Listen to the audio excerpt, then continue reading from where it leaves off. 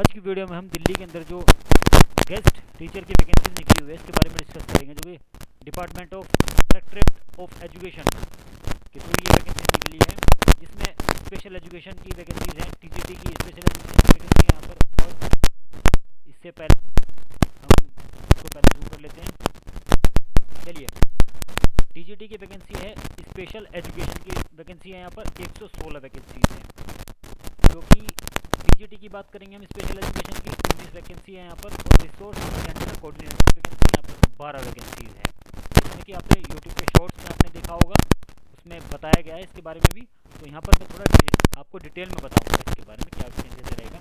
तो हम देखिए, public notice for drawing and panel of special education teacher and post of including education cadre, department of education या directorate of education GNCT। Engagement of guest teacher is subject the following coordinate condition. यहाँ पर आते हैं, guest teacher shall be engage purely on daily wages. ये जो vacancies रहेंगी daily wages पर यहाँ पर सैलरी मिलेंगी। जो भी कैंडिडेट सेलेक्ट होता है तो डेली वेजेस पर उसको सैलरी मिलेगी। जैसे कि सैटरडे, अगर सैटरडे संडे छुट्टी रहती है तो सैलरी नहीं मिलेगी। अगर महीने में 5 दिन की अगर ड्यूटी होती है उसकी, तो 5 ही दिन की सैलरी उसको मिलेगी। 3 दिन की ड्यूटी होती है तो 6 दिन की उसको सैलरी मिलेगी। तो यहाँ पर टीचर बात करेंगे अब ऑन रेगुलर होगी। Guest teacher shall not be entitled regular appointment. Guest teacher को रेगुलर अपॉइंटमेंट नहीं मिलेगा यहाँ पर, प्योरली ए गेस्ट अरेंजमेंट। समझ रहे हैं आप? आगे देखिए, the candidate so engaged shall not claim salary. Salary के लिए यहाँ पर कोई क्लेम नहीं कर सकते कि आपको सैलरी मिलेगी, आपको सैलरी दे। तो आपकी जो डेली बेसिस पर सैलरी बनेगी महीने के लास्ट में, तो आपको सैलरी दी जाएगी। ये तो होना चाहिए। ये फॉलो है, किसी तरह का नहीं मिल लीव नहीं मिलेगी, आपकी जो भी गवर्नमेंट फैसिलिटीज मिलती है अदर फैसिलिटीज आपको नहीं मिलेगी। एंड अदर बेनिफिट्स जो भी गवर्नमेंट वो फैसिलिटीज नहीं मिलेगी। टू द रेगुलर फैसिलिटीज मिलती है ना, वो फैसिलिटीज नहीं मिलेगी आपको। Candidate so engaged as guest teacher not be file any court case regarding salary and regulation ETC। जो भी कैंडिडेट यहाँ पर सेलेक्ट, तो किसी भी तरह का वो कोर्ट केस नहीं कर सकता कि हमें क्या होगा, लेकिन सैलरी बेसिस पर वो कोर्ट में नहीं जा सकता। जो भी रूल एंड रेगुलेशन होते हैं कोर्ट में नहीं जा सकता। यहाँ पर सीधा सीधा काम है कि गेस्ट टीचर हैं और आप सैलरी के लिए अदर जितने भी बेनिफिट कोर्ट में किसी भी तरह की कोर्ट फाइल नहीं कर सकते। यहाँ पर क्या है, directorate of education will maintain a wait list. इसमें एक वेट लिस्ट भी बनाई जाएगी। Panel of candidates to meet any requirement in academic session 2023 and 24।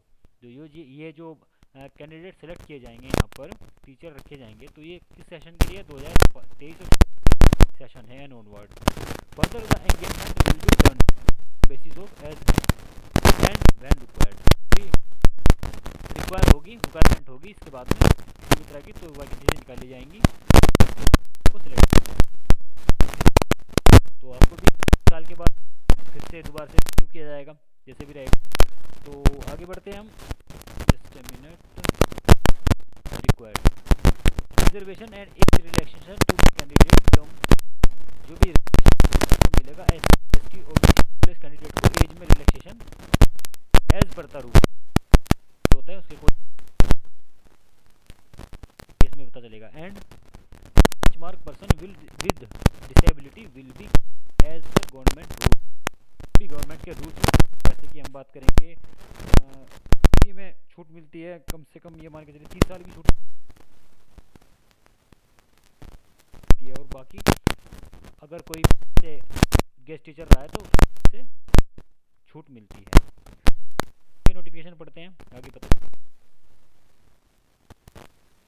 OBC certificate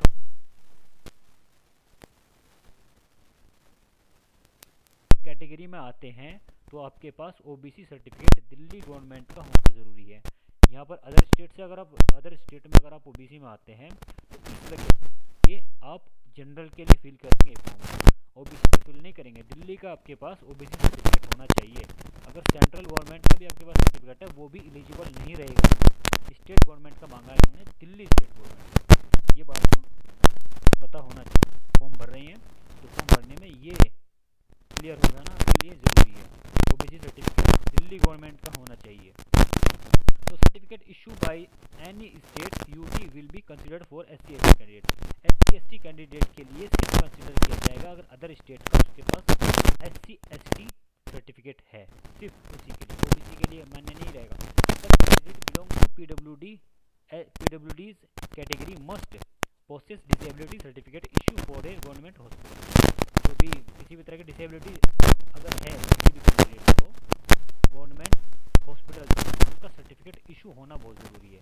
government authorised certificate होना चाहिए, डिसेबिलिटी सर्टिफिकेट। ओके, चलिए। द पैनल विल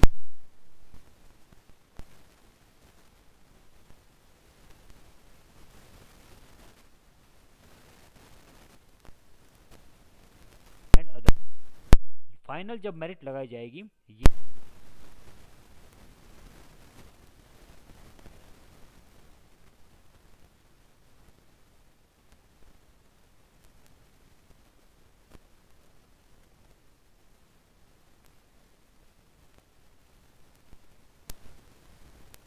जाएगी। ST के अलग से, ओबीसी सभी एग्जाम में ऐसे होता है, AWS और PWD की सबकी अलग अलग मेरिट लगाई जाएगी।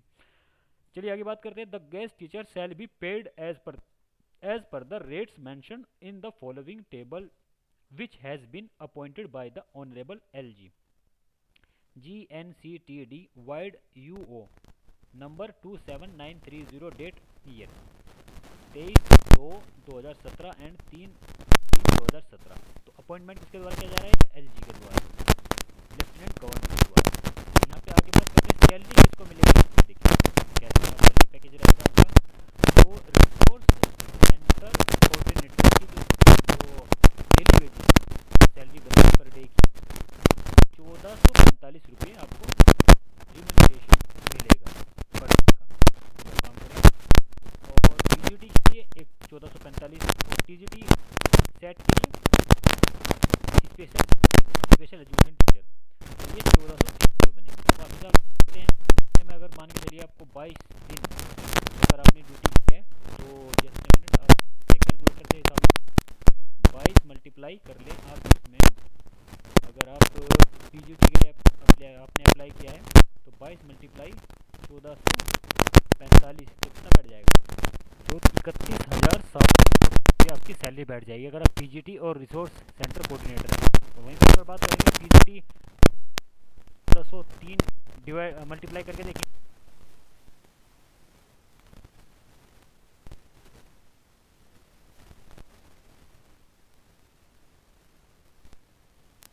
For change for school shell not be entitled. आप कोई अपॉइंटमेंट किसी भी स्कूल के अंदर दिया जाता है तो आप रिक्वेस्ट नहीं डाल सकते किसी भी दूसरे स्कूल के अंदर। आप देखिए during the engagement if the person does not join given time the offer of appointment will be. जो आपको ज्वाइन नहीं करते हो, स्कूल ज्वाइन नहीं करते, जो आपको अलॉट किया गया है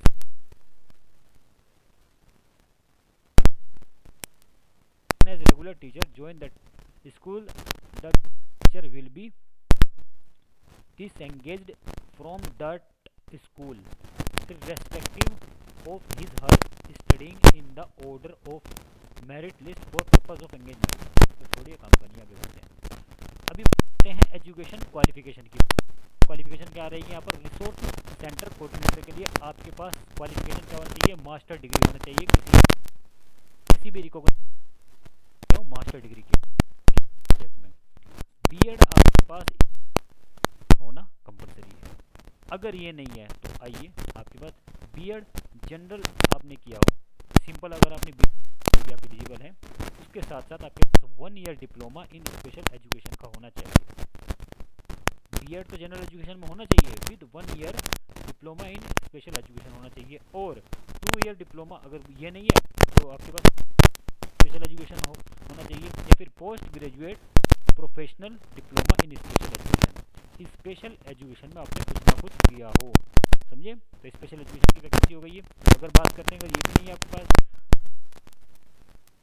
पहला पॉइंट जनरल आपके पास होने, post graduate professional certificate in special education, ये होना चाहिए। ये भी नहीं है तो आगे बढ़ते हैं।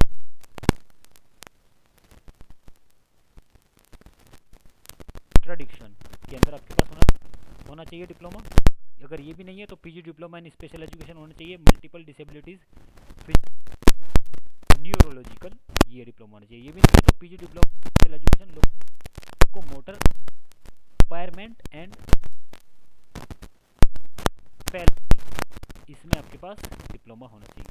अगर ये भी नहीं है तो secondary level teacher training course in visual impairment, इसके अंदर डिप्लोमा होना चाहिए। इसके अंदर आपके पास डिप्लोमा होना चाहिए। अगर ये भी नहीं है आपके पास किसी के पास, तो किसकी बात करें,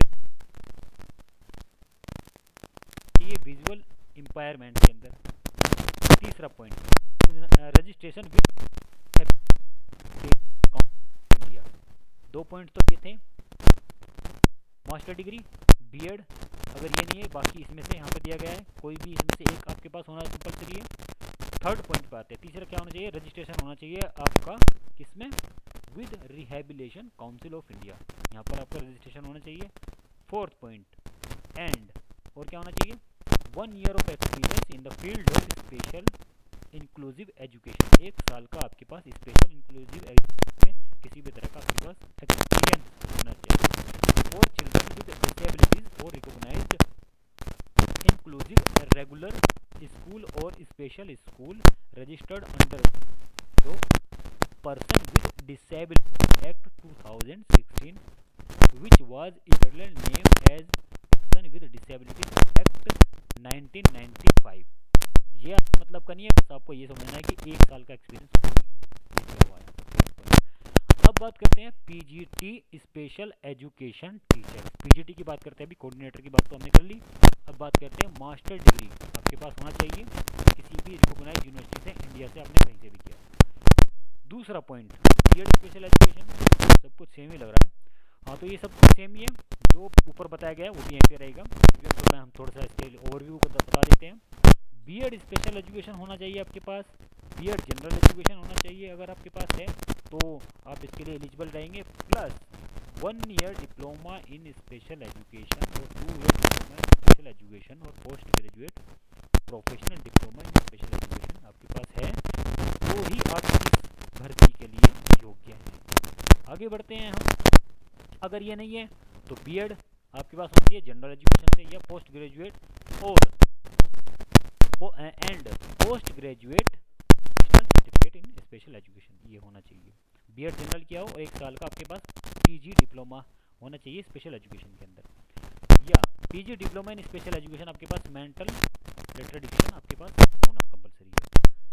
अगर ये भी नहीं है तो PG diploma in special education multiple disabilities physical and neurological, इसके अंदर आपके पास चाहिए। या ये भी नहीं है PG diploma in special education locomotor impairment and cerebral palsy, इसके अंदर होना चाहिए।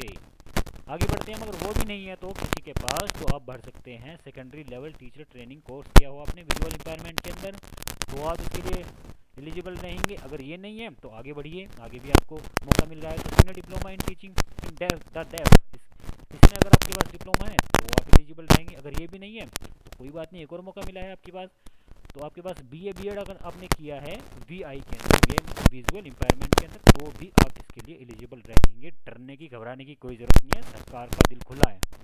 चलिए आगे बढ़ते हैं हम, number 3 point, registration with rehabilitation council of India. ये तो आप जानते हैं रिहेबिलिटेशन काउंसिल ऑफ इंडिया के अंदर आपका रजिस्ट्रेशन होना ज़रूरी है।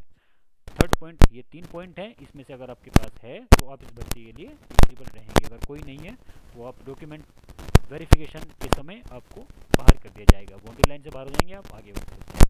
3rd पॉइंट की बात करते हैं, टीजीटी स्पेशल एजुकेशन टीचर की बात करते हैं। टीजीटी के लिए क्या है, graduation degree from recognised university आपके पास होना चाहिए। 2nd पॉइंट क्या होना चाहिए, बीएड स्पेशल एजुकेशन के अंदर होना चाहिए। थर्ड पॉइंट क्या कहा इन्होंने, अगर ये नहीं है तो वही B.Ed जनरल होना चाहिए with 1 year diploma in special education और 2 year diploma in special education और post graduate diploma professional diploma in special education होना चाहिए। वही सेम चीज़ें बताई गई हैं यहाँ पर। और अगर ये नहीं है तो B.Ed जनरल होना चाहिए, post graduate diploma in certificate special education ये होना चाहिए। तो PG ये भी नहीं है तो PG diploma in special education mental retardation रहना चाहिए। यह भी नहीं है तो PG diploma in special education होना चाहिए। ये भी नहीं है तो हमने डिस्कस किया है, ये ऊपर जो कुछ बताया गया है सेम ही है सब कुछ। ओके, तो चलिए अभी एज की बात करते हैं यहाँ पर। तो as as soon as on last date of submission of application, आपकी एज लास्ट डेट पर कितनी होनी चाहिए, मैक्सिमम एज अधिकतम आयु आपकी होनी चाहिए मेल कैंडिडेट के लिए, जो कि जनरल कैटेगरी के होंगे 30 साल से ऊपर के वो कैंडिडेट नहीं होने चाहिए। समझ रहे हो, अगर आप दिल्ली स्टेट के रहने वाले हैं और जनरल कैंडिडेट हैं या बाहर के भी हैं, जनरल अगर आप जनरल कैटेगरी में आते हैं तो आपकी 30 की आयु होना अति आवश्यक है, मतलब कि 30 से कम होना चाहिए। आगे बात करते हैं relaxation of age the reserve category will be at the. बाकी जो कैंडिडेट है जिनको रिजर्वेशन मिलेगा तो रिलैक्सेशन की बात करेंगे 5 साल का रिलैक्सेशन मिलेगा SC/ST को। ऑल इंडिया से किसी भी स्टेट से अगर कैंडिडेट आता है SC/ST है तो इस भर्ती के लिए वो अपना SC/ST का सर्टिफिकेट लगा देंगे, वो उसको एज में 5 साल की छूट मिल जाएगी। अब बात करते हैं relaxation of 3 year in case of OBC। अगर आप अदर बैकवर्ड क्लास से आते हैं, OBC से आते हैं, तो रिलैक्सेशन और person with disabilities candidate OBC में भी आता है, वो डिसेबिलिटीज़ में भी आता है, तो 10 साल का experience in case of relaxation 10 year in case of general person with disabilities. समझ रहे हो, अगर डिसेबिलिटीज़ में आता है वो और OBC में भी है तो 10 साल का एक्सपीरियंस मिलेगा। समझिए, आगे बढ़ते हैं। 15 year in case SC/ST person with disabilities, अगर डिसेबिलिटीज़ में आता है कोई कैंडिडेट तो 15 साल का उसको क्या मिलेगा, एज रिलैक्सेशन मिल जाएगा डिसेबिलिटीज़ में। And 13 year in case of OBC person with disabilities, अगर OBC में आता है SC/ST 13 year in case of, तो यहाँ पे समझ गए 13 year in the case of OBC person with disabilities. यही पॉइंट यहाँ पे कहा गया है, 3 साल का तो ये एक्सपीरियंस है OBC का और 10 साल का डिसेबिलिटीज़ का होगा, तो 13 साल का एक्सपीरियंस हो जाएगा। डॉक्टर एक्सपीरियंस नहीं क्या कहेंगे, क्या बोलते हैं यार, इसको कहेंगे 13 साल का आपको एज में रिलैक्सेशन मिल जाएगा। तो आगे बात करते हैं additional relaxation of age 10 year in case of female candidate. Female candidate को जितने भी यहाँ पर ये एक्सपीरियंस दिए गए हैं, जितने भी रिलैक्सेशन दिए गए हैं यहाँ पर एज में रिलैक्सेशन दिए गए हैं, वो रिलैक्सेशन तो मिलेंगे ही फीमेल कैंडिडेट को, उसके अलावा 10 साल का रिलैक्सेशन उसको अधिक मिलेगा महिलाओं को। समझे, यहाँ पर 10 year in case of female candidate applying for the post of TGT special teacher. अब बात करते हैं reservation of post. The reservation will be allowed as per the policy of service of department of NCT, जो भी NCT of Delhi. तो जो भी relaxation, जो भी रिजर्वेशन मिलेगा वो कौन देगी, डिपार्टमेंट ऑफ दिल्ली देगी NCT।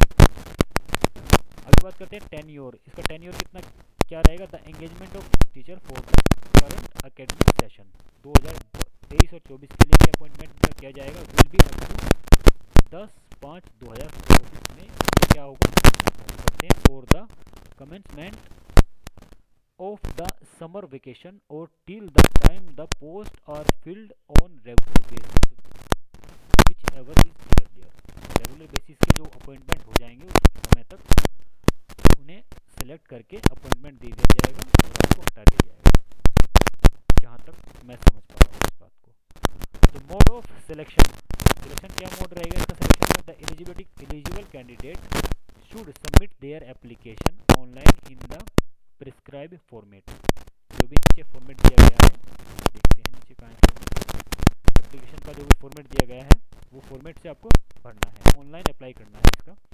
द एलिजिबल कैंडिडेट भी submit their application online in the prescribe format, जो भी फॉर्मेट दिया गया है आपको ऑनलाइन एप्लीकेशन फिल करना है। And accordingly merit list shall be prepared for the said post. Merit जो बनेगी फिर आपका रिजल्ट अपलोड कर दिया जाएगा। उसमें अपना रिजल्ट देख लें, आपका सिलेक्शन हुआ है या नहीं हुआ है। फॉर्म कैसे भरना है? Willing candidate may apply and register themselves on the online module of the department website. Department की जो वेबसाइट है वहाँ पर जाकर के आपको ऑनलाइन अप्लाई करना है, जिसकी वेबसाइट का लिंक दिया गया है edu.nic.in, ये दिया गया है। वहाँ पे कहा जाना है आपको RRS या रिक्रूटमेंट का वहाँ पर एक आपको लिंक दिया होगा या वहाँ पर लिंक कर रहा होगा, ये ऑप्शन वहाँ पर दिया होगा रिक्रूटमेंट वाला, उसके ऊपर क्लिक करना है। वहाँ से जाना है आपको गेस्ट टीचर के ऊपर, रिक्रूटमेंट फॉर 2023 and 24 for 13/09/23। आपको कब से अप्लाई करना है? फॉर्म स्टार्ट हो गई है 30/9/2023 से ऑनलाइन एप्लीकेशन फॉर्म स्टार्ट हो चुके हैं मॉर्निंग के 11 बजे से। तो कब तक अप्लाई कर सकते हैं आप? 15/10/2023 शाम के 6 बजे तक आप फॉर्म अप्लाई कर सकते हैं। उसके बाद आपका फॉर्म एक्सेप्ट नहीं होगा। तो submission of application other than online mode shall be समरली rejected. आपका फॉर्म अगर अगर फॉर्म जो मैंने बताया यहाँ पर 15/10/2023 से बाद में आप अगर 15/10/2000 बाद में तो एप्लीकेशन फिल किया ही नहीं जाएगा। दूसरी बात यहाँ पर क्या गई है? Submission of application form. अगर एप्लीकेशन फॉर्म आप ऑफलाइन मोड से सबमिट करते हो तो आपका कैंडिडेचर जो होगा वो आपका एप्लीकेशन फॉर्म सेलेक्ट नहीं किया जाएगा, आपको रिजेक्ट कर दिया जाएगा फॉर्म। ठीक है, तो applicant are strictly instructed not to send any hard copy. जो भी आप फॉर्म फिल करेंगे कोई भी हार्ड कॉपी आप डिपार्टमेंट में नहीं भेजेंगे, आपको डिपार्टमेंट में भेजने की आवश्यकता नहीं है। ऑनलाइन फिल करो, वैसे ही काम हो जाएगा सब कुछ घर बैठे बैठे। तो बात करते हैं the order of merit displayed on the department website. जो भी मेरिट लिस्ट लगेगी वो डिपार्टमेंट की वेबसाइट पर आ जाएगी, वहाँ पर जाकर के आप अपना रिजल्ट चेक कर सकते हैं। फर्दर डॉक्यूमेंट्स वेरिफिकेशन, जिस कैंडिडेट जाएगा डॉक्यूमेंट्स वेरिफिकेशन के लिए उसको बुलाया जाएगा। रिलेटेड टू एज चेक करी जाएगी, वहाँ पर सर्टिफिकेट से मिलान किया जाएगा। क्वालिफिकेशन, क्या आपकी क्वालिफिकेशन आप मैच करती है, जो आपने वहाँ पर जितनी भी डिटेल दी हैं क्या वह सत्य हैं, सच हैं, तो वो सब मैच की जाएगी। कास्ट सर्टिफिकेट देखा जाएगा, सर्टिफिकेट आपका ओरिजिनल है या अब किस भी सर्टिफिकेट कास्ट से बिलोंग करते हैं, किस कैटेगरी से आते हैं, वो सर्टिफिकेट आप प्रोसेस कर रहे हैं नहीं, तो वो देखा जाएगा, उसी हिसाब से आपको सिलेक्ट किया जाएगा। Will be conducted by HOS concern the selected candidate will be called for engagement as guest teacher as per the requirement. तो इसके बाद आपको अपॉइंटमेंट दे दिया जाएगा, आप बन जाएंगे अध्यापक। Online application for a particular post shall be entitled, क्या लिख दिया, entertain candidature of the applicant who have filled application more than one will be similarly rejected। Candidate को सिर्फ एक ही पोस्ट का एक ही फॉर्म भरना है, ज़्यादा इससे ज़्यादा आपको फॉर्म नहीं भरना है, समझे। अब अदर इम्पोर्टेंट कंडीशंस क्या दिया गई है? Percentage of marks shall be entered up to 2 place of decimal. अगर किसी भी कैंडिडेट के मार्क्स आ रहे हैं 72.64, तो इस टाइप से आ रहा है, तो जैसे मैं बताऊँ 72.64 आगे भी कई डिजिट तक वो पहुंच रहा है, तो सिर्फ इतना लिखना है 72.64, इतना ही लिखना है, उससे ज़्यादा कुछ नहीं लिखनी है परसेंटेज। सेकंड पॉइंट क्या,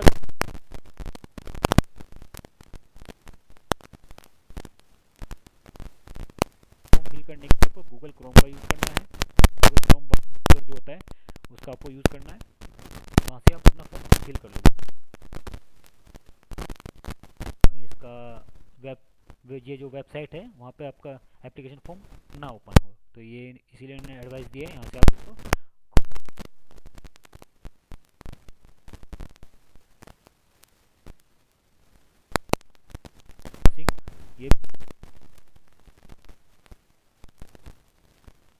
ये लिखनी है एकदम करेक्ट, रोल नंबर लिखना है करेक्ट, ईयर ऑफ पासिंग आपको करेक्ट लिखना है, ETC as the appear in the pass certificate of class 12th examination.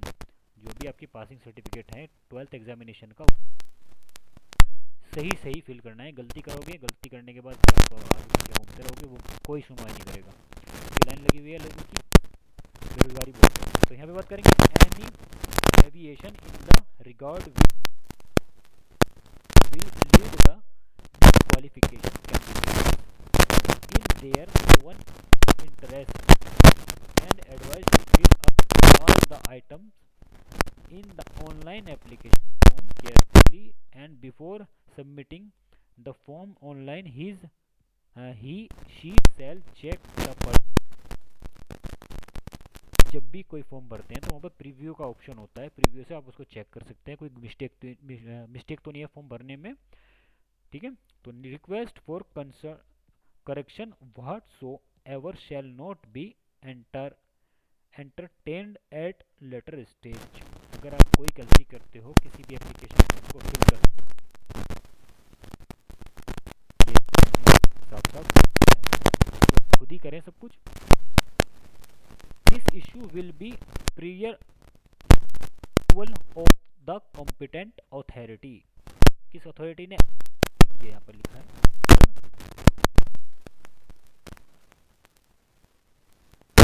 तो ये आपको सभी यहाँ पर जितनी भी डिटेल बताई गई है ये आपको याद रखनी है। ये सभी पॉइंट्स जितने भी दिए गए हैं, ये भैया जी की स्पेशल वीडियो, ये हमारी सुबह के 5 से हमारी टाइमिंग चेंज हो, अभी हमारी शाम को 5 बजे हमारी वीडियोस पब्लिश होती हैं। इसी तरह की इन्फॉर्मेटिव वीडियोस पाने के लिए हमारे चैनल सभी फ्रेंड्स के पास हमारी वीडियोस ज़रूर शेयर करें। So thanks for watching, keep learning.